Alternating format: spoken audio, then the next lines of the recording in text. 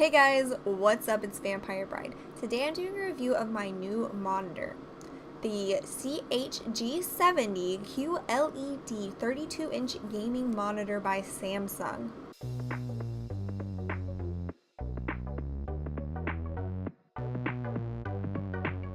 The assembly for this monitor was fairly simple. If you want to see more about that, check out last week's video. I'll leave a link in the description below. The CHG70 QLED gaming monitor is pretty heavy. It has a 144Hz refresh rate along with 1440p screen resolution, 1 millisecond response time, and of course the 32-inch screen. I never thought I'd say this, but the 32-inch screen is almost too much. Going from 24 inches to 27 inches was no big deal, but now upgrading to the 32-inch screen, I do find myself straining my eyes quite a bit. I'm now using the 27-inch monitor as the second monitor in my dual monitor setup. That being said, of course I'm loving the amount of real estate I now have, especially when it comes to editing my videos or checking specs and temperature for the CPU and GPU while in-game.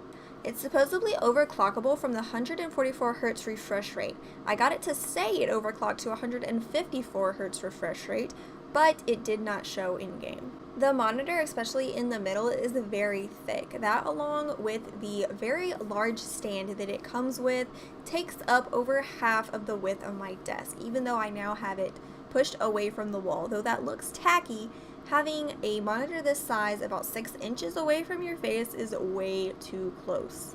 This monitor is adjustable in many ways: swivel, tilt, and pivot, which allows you to use the monitor in portrait mode. It can also be wall mounted. It raises up fairly high or can be lowered down almost all the way against its stand, depending on the preference of the gamer. There's a spot in the back of the monitor where you can hide the plug-ins to all of your cables, from the power cord to whichever source you're using, whether it be a DisplayPort or a HDMI port. The cables plug in facing up, and then you have to turn the cords up to go out the cable management hole in the back plate, and they barely fit. This was a good idea, but not very well executed or not a good design.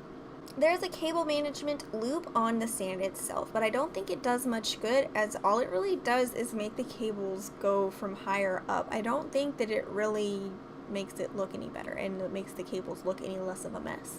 There's a joystick menu on the back of the monitor. It makes it super easy to switch sources. Press the button and go to source, and it will automatically find whichever source that is putting power to the monitor, whether it be HDMI 1, HDMI 2, or the DisplayPort. Adjusting the brightness, contrast, and sharpness of the picture on your screen can be easily done even in-game using the convenient OSD dashboard menu. Response time, FreeSync, and even iSaver mode can also easily be accessed through the dashboard menu.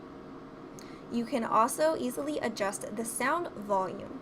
Although the monitor does not actually come with speakers, it does come with a port to plug them into.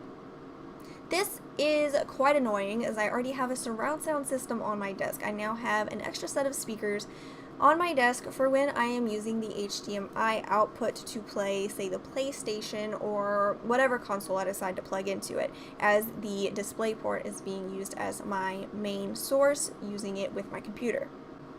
It simply takes up too much room on the desk to have so many speakers. Also, I would have liked to see this monitor come with a remote.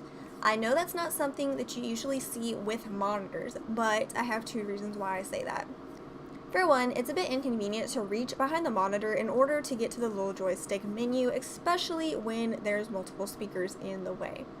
And two, with the size of the screen, you aren't really sitting at arm's length away, so you really have to get up close to the monitor to be able to reach the little joystick menu, and it's just a little uncomfortable. Though this isn't a deal breaker, it just would have been a nice thing to have added. The 1800R curvature of the monitor is said to immerse you more into your gaming experience, and I would have to lean towards agreeing with that, as you can see more of what's around you by seeing the sides of it. Also, there is no problem so far with any dead pixels. The CHG70 QLED gaming monitor has QLED quantum dot technology.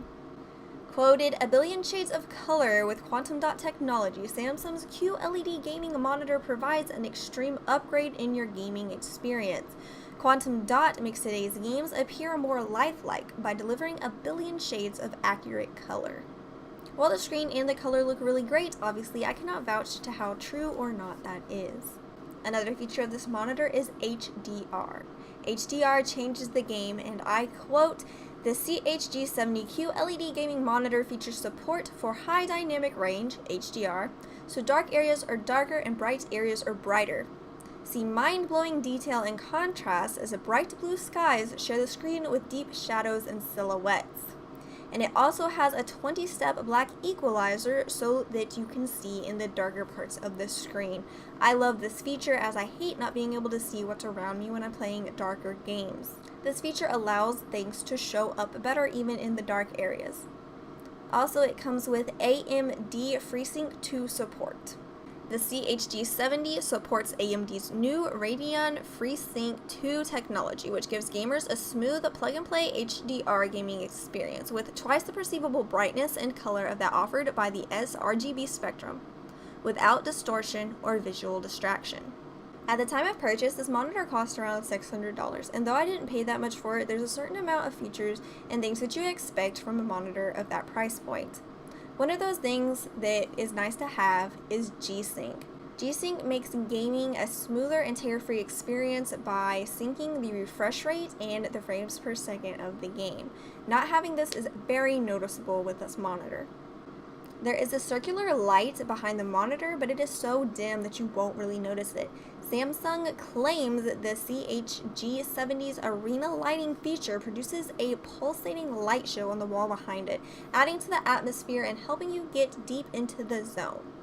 But it really doesn't show. At 32 inches, 144Hz refresh rate, and 1440p resolution, this monitor is not at all a bad deal, but for this price point I would have liked a couple extra features, especially G-Sync.